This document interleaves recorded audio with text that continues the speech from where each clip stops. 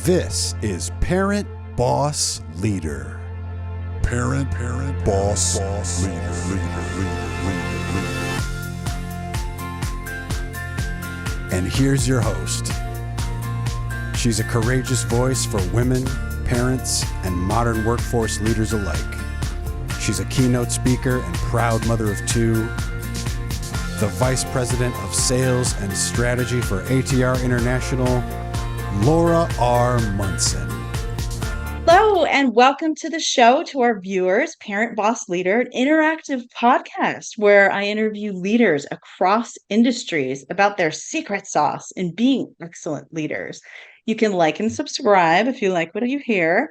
Today, Amish Patel, I am so excited to have you on the show. We know each other from the Customer Experience Advisory Board of UC Irvine, so thanks for being here. Thank you, Laura, for inviting me to the show. I'm super excited. I think we're going to have a really great conversation today. Excellent. And then Amish, he's an executive at Calidi Biotherapeutics and has an amazing background cultivating teams, prioritizing diversity, and really maintaining connections all throughout. Really speaks volumes about you as a leader. I'll jump into my first question, Amish. Yes. So, with significant experience in managing large teams, sometimes up to 70 people, what core principles guide your leadership style?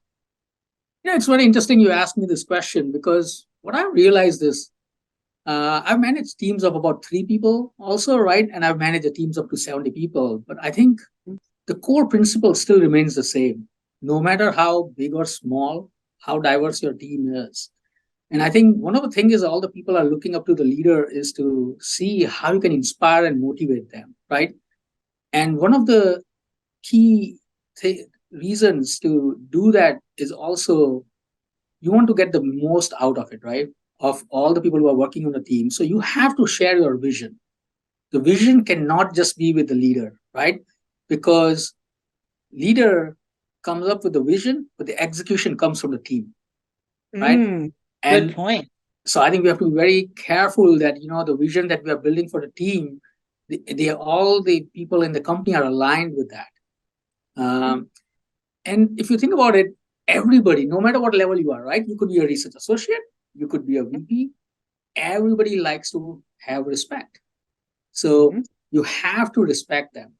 And you have to also at the same time make them accountable for the tasks that you are giving it to them, right? So I think vision, accountability, respect are very key. And if you really want to be a successful in a small or a big or environment, you have to instill a collaboration culture. Because, it's not about the day-to-day things where you look up to collaboration. The collaboration is the key when you are stuck in a problem, right? How the people are going to come together and how they're going to solve the problem. So that's why the collaboration is the key. And also, you have to take care of the people, not to get into their personal space. However, you have to be empathetic, right? Like, everybody has a personal life, correct? And they have to take care of it. So the more and more freedom they have to take care of their personal life, the better and better they're going to perform at the job. So yes, that's exactly. So you have to be empathetic. And the most important thing, have fun. Whenever you get a chance, exactly, you have to have fun, right? So just to summarize all this, it's like the vision, accountability, respect, collaboration, empathy, and having fun. I think those are some of there are many, but these are some of the things that I follow in my day-to-day practice. And you live it. In fact, I'll ask you later in our interview about even awards you've been nominated for to be a leader like this. But my next question, something I really respect about you when we talked is that you said often when you're hiring, you hire to your own managerial weakness. Can you elaborate on that strategy, the humility of it, the brilliance of it? Tell us about it. Yeah, it's funny. I tell my team also, because I do have a Ph.D. and I always tell my team that, my Ph.D. stands for Please Help Daily. That's what I need. That's what I need my team to, help me to do the job better. But I think Humor aside, I think one of the biggest mistakes that most of the leaders make is that they need to hire people based on your weaknesses. Don't hire them based on your core strength. Because I think, Wow. because see, knowledge can be transferred. Like if I know a certain, task or so forth, I can easily train them. I can Yeah. navigate through those challenges. But what you really want to do is you want to bring people in your organization that have a very different perspective. They have very different knowledge, right? A very different paths they have taken. So now what you are doing is you are not only adding some new blood or some new thought process, right? What you want to achieve, but also you are allowing the existing people to learn about the new skill sets. I love that. So, and I think that is the key, because I think you have to give people the opportunity to learn new things, right? And I think that is the key. So you have to hire smarter people than you. Okay. That's also one of the keys. And I can tell you that in my lifetime, I know I'll be working for one of my direct hires. I know that for a fact, because I have hired some of the great talents ever. And I also talk to them, and I'm in constant touch with them and so forth. And I tell that one day I will be working for you, and that is going to be one of my proud moment of my accomplishment at that time. And also, whatever your need is for your team, what you have to do is, Laura. So this is a really good story I have, which I use a lot. It was about 12 or 13 years back. We were about 4 or 5 people. And during the time, I was the only Ph.D. person in our group, but I had so many things going on that I was not able to give them enough time sometimes, right? Because of the need of the hour was very different. We were trying to commercialize a program, right? So you can imagine the pressure and so forth. And we were a small company at that time. So I had 2 managers, senior managers in my group. And I said, we have other parallel projects that are going on. What do we need to do? Right? We need to build a team. And they came to the conclusion that, we know what needs to be done and so forth. But when we have some challenges, we are not able to get time from you sometimes, very often. So it delays the progress of the project. And I said, it's my responsibility. And I'm sorry for that. And they said, we need to hire more PhD people in our group. Your humility. I love it. I love it. And that creates success too. Not being afraid. Yes. And I did not do that. I did not say that. That came from my team. Right. And that is what matters. So I think, when you talk about a unique approach and so forth, if you think about all the things I've said are very simplistic. It's a small things. It's basic fundamentals, right? So have the people in your team on the same journey with you. Things will start falling in place, Laura. I love it. I think that leads really well to my next question. You told me that you see yourself as a conductor. I love that visual, thinking of conducting the symphony. So tell us, how do you stand in the place of a conductor, making sure that each instrument is playing its part to make a really beautiful symphony? I think that is, that is very true. I think we all leaders should understand. And we should understand this very quickly, not too late in the game and so forth, that we are just the cheerleaders. We are cheerleaders on the sideline. And our goal is to motivate the players who are in the field doing the actual work. Right? And the sooner we understand, the better it is. Because you think about it, if you are managing a team of 5 people and you are the leader, right? For example, the leader, there's only one person who can execute it, but you need 5 people to execute. So you have to cheer them up, right? And that is something that a lot of the leaders I've seen in my career and so forth struggle to do that, right? So, and also when they are you think about football, right? I mean, a quarterback throws a pass, it's intercepted sometimes, right? I mean, it is going to happen, right? So you have to take that fear out of them. Like, what if I do wrong, right? The team should never have that in their back of the mind that, hey, I'm going to go and I'm going to do this, but what if I do wrong? Because that fear will take out the performance away from the player, right? So I think you have to make sure that you let them know that there is no fear. failure is part of the, it's part and parcel package, right? It's part of the package. If you do 10 experiments, 2 experiments will fail. And I often tell them that, hey, if you don't have failure, that means we won't have jobs, right? Because all the problems will be solved, and you don't need all these teams and so forth. So I think what you have to also do is that you have to allow them to fail whenever they fail. Talk to them. It's like, why you think that happened, right? And could we have done better? Because the output is proportional to the input. So focus on the input design parameters, right? Yes. Rather than focusing on the result. I always tell that I never focus too much on the result, because it's the effort you put in is what matters to me, and how you rectify the problem is what matters, right? So I think you have to take that. And also, one of the things is that a lot of time I've seen in the organizations, right? Like, let's say, for example, I have a direct report who has a direct report, right? Yeah.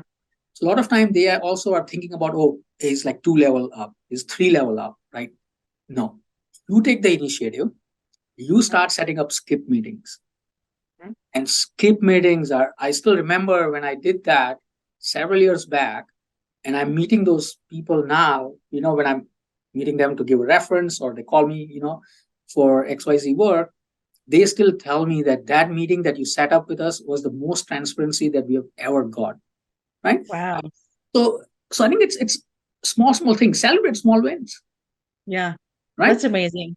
Yeah. I think even listening to you, Amish, if it's not obvious to our listeners, you're all about relationships, and it's beautiful. And to me, it's no surprise that you've kept in touch with past employees who've worked with you over the years. You've been great at checking in on people, how they're doing. And you were recently nominated by previous employees to be top 100 mentors of San Diego. That is super cool. How did that feel to you? Oh boy, I'm just blessed, to be honest with you. I've been surrounded by some great people throughout my careers. I have had great mentors, and I have more than 100 mentors, to be honest with you. It's not like 1 or 2 mentors. And even the person who gave me my first job in the industry after my PhD I still talk to them on a regular basis. And we say, we not only talk about personal stuff, but we also talk about what is the challenges in the industry right now, right? How can we do better? And we still introduce each other to some of the people who are relevant and so forth, right? And it is true. I mean, I'm a little bit social person, so I think it's natural to me, and it's kind of easy to me to connect with the people.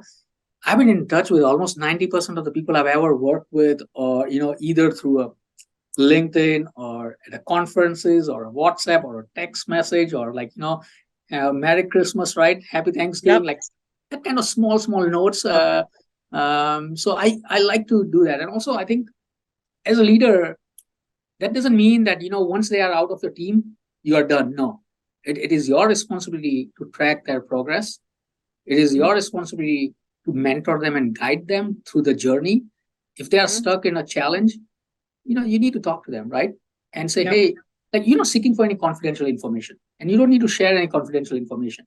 But generic discussions can always be held, like, hey, I am stuck in my career. It's been like 3 years, right? What do you think I should be looking at, or how can I improve?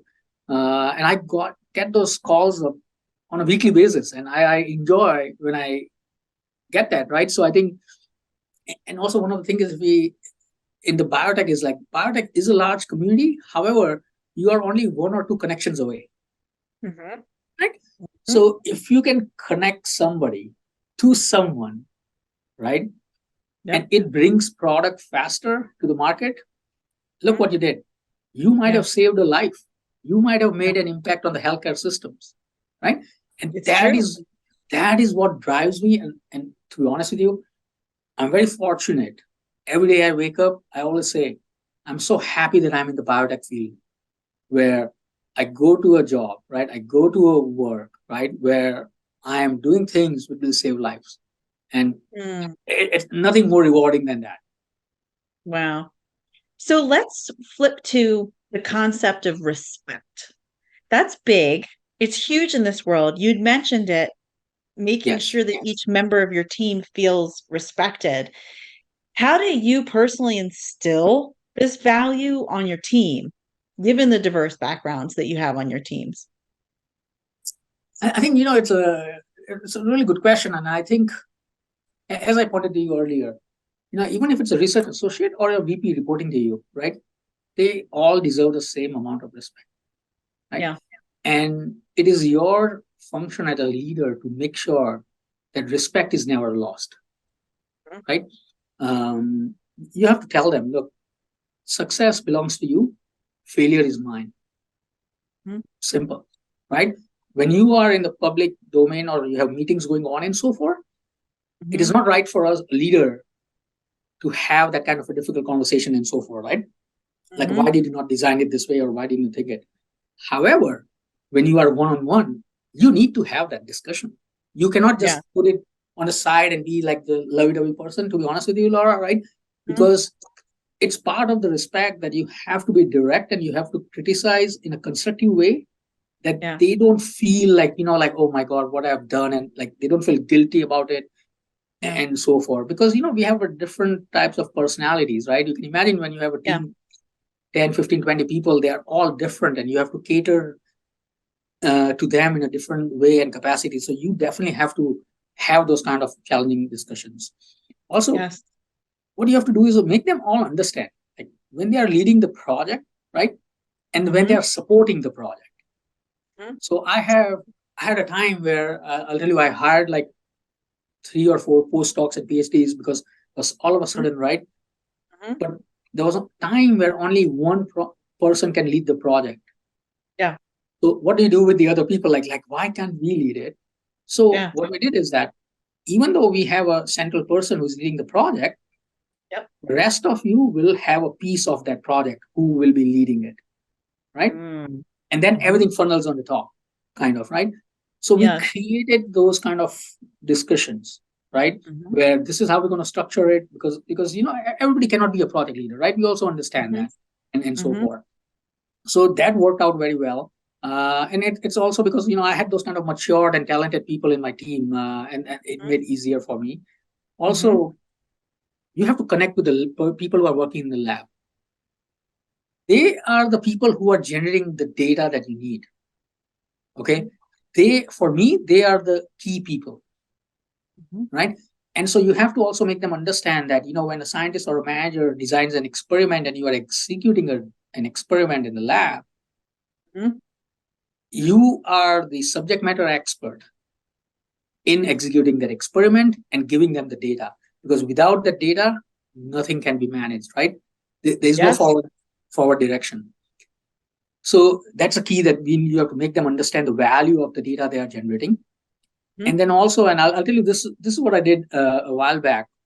A lot of time, the research associates and they would generate the data, but they would not give their interpretation. Like they would send the data, hey, here's the data I generated. They do all the hard work. And so I realized, and I started talking to them, and I said, look, what you need to do is reply back with the data, but also make 1 or 2 statements at the bottom saying that, I think because we got this data, this is what we should do next. Or this is what the data means. And then what I did is, I went to their supervisors and I said, hey, when you get this kind of a message, where they are sending you the data and they are giving you the interpretation of the data, you need to encourage their behavior. And you have to say, hey, thank you very much. And I really like the interpretation of the data you gave us. And now, but we think that this is the way we should do it, and explain to them. So this went on for like 3 months, 4 months, 5 months, 6 months. And the results were so beautiful, I cannot even tell you. The bond they created, right? And everything, that was fantastic. And I think that those are like small things, like, when you talk about respect, right?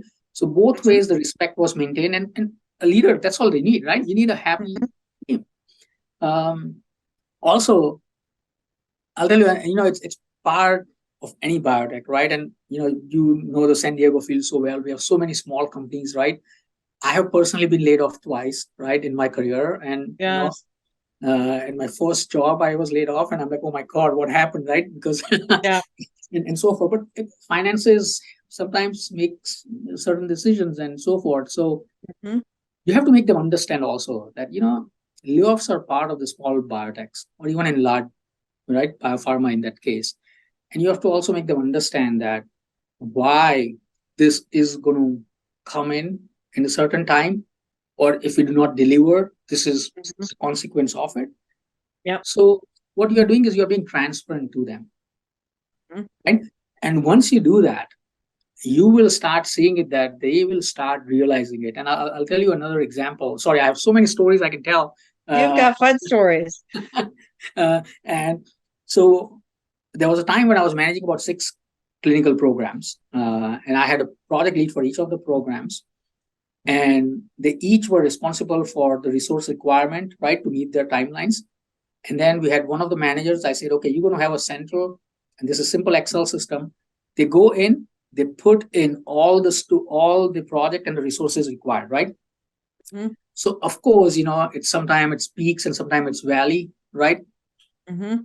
And they know that they only have so many resources in the team.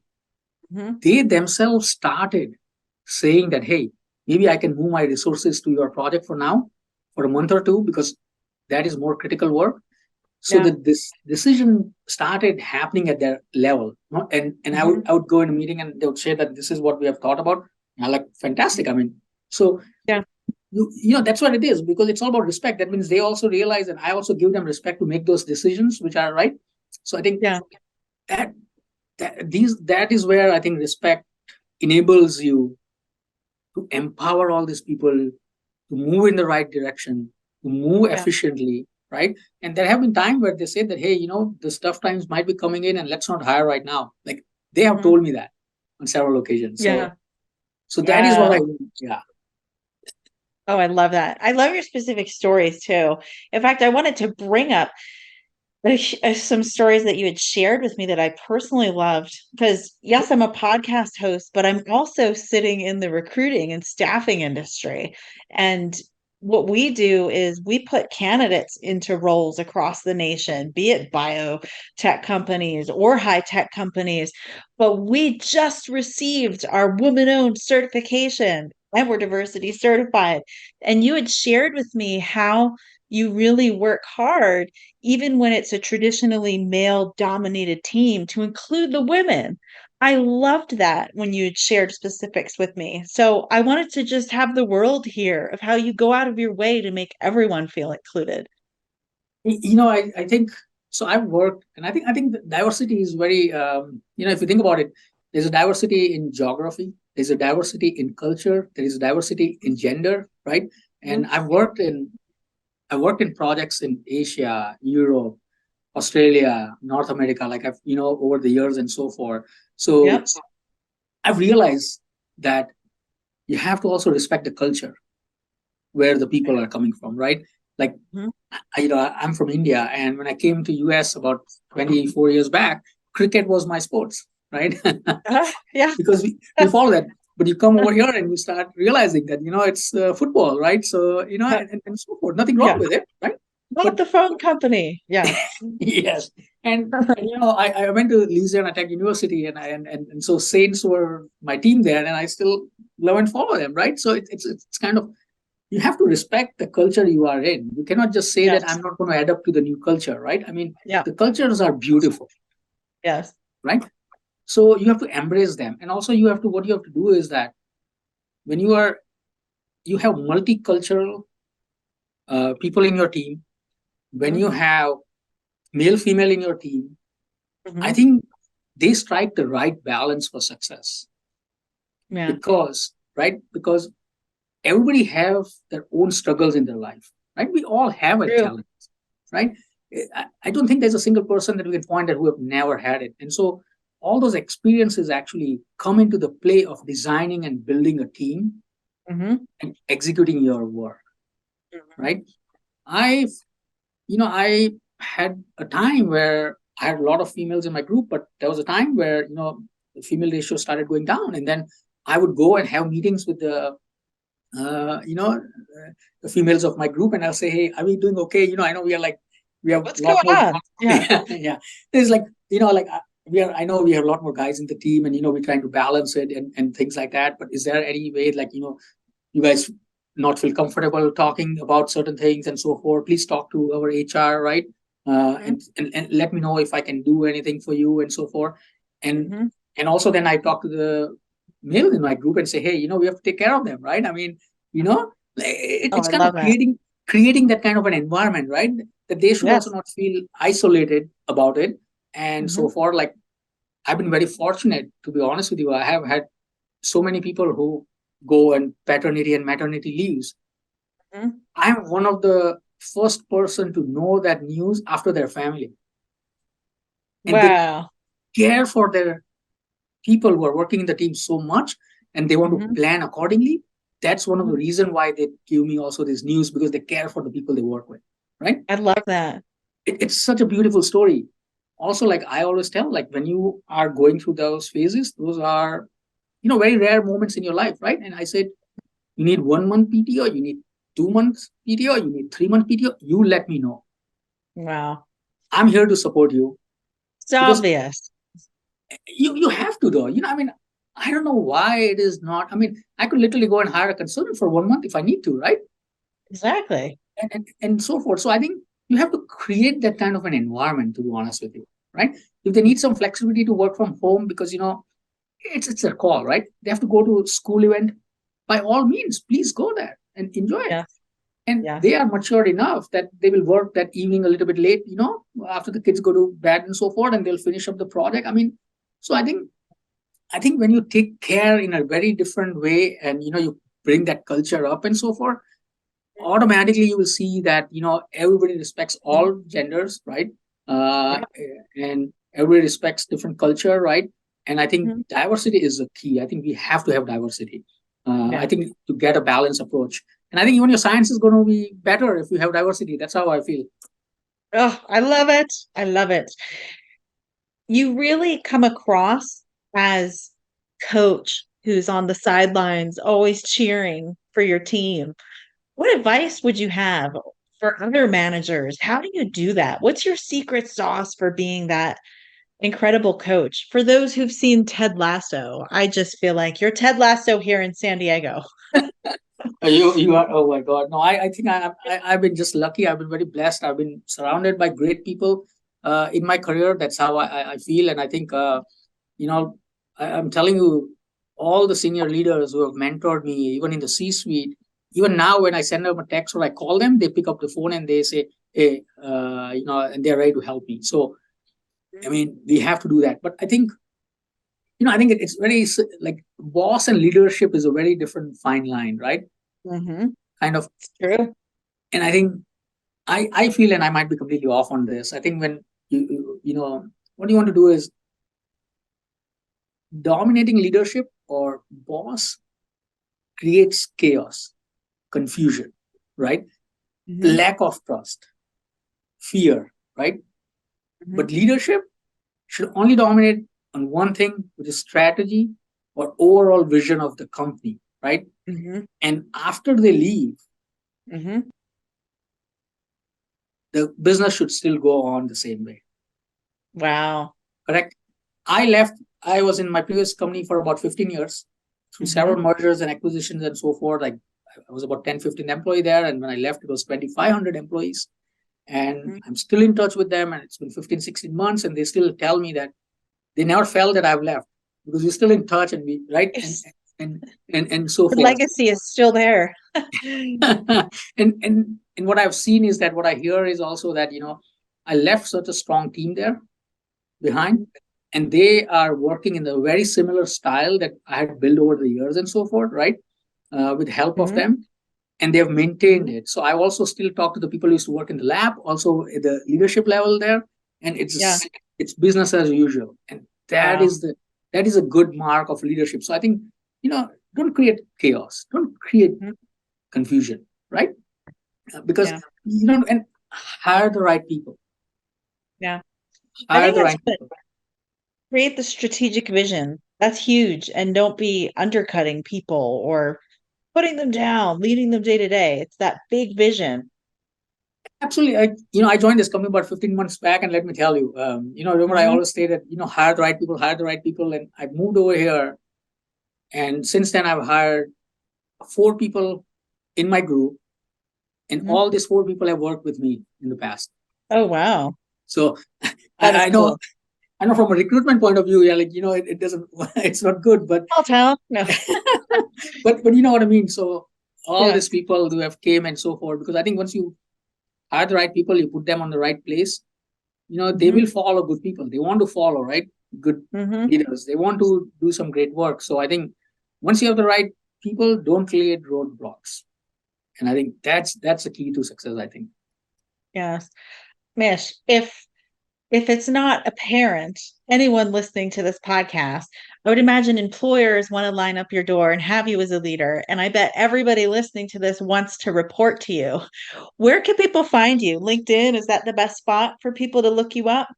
Absolutely. And I assure you, even if I don't know you, and if you connect with me on LinkedIn and you need to ask me a question or to, something like that, I'll be more than happy to connect. I've never turned down anybody who has came my way, asking for any suggestions or anything like that, or I'll connect you to the right people. So yeah, LinkedIn is the best way to get hold of me. Need more people in the world like you. Thank you for being on our show today. It was such a pleasure hearing you share some of your experiences. You just exude joy as a person. So thank you for giving of yourself to our podcast. Thank you for allowing me to be on the show, and I'm enjoying what I'm doing. So it's just part of it. So I wish you the best, and I hope we can collaborate on more stuff in the future. All right. Absolutely. And for those listening, if you've liked what you've heard, please like and subscribe to hear from more very cool leaders across the US.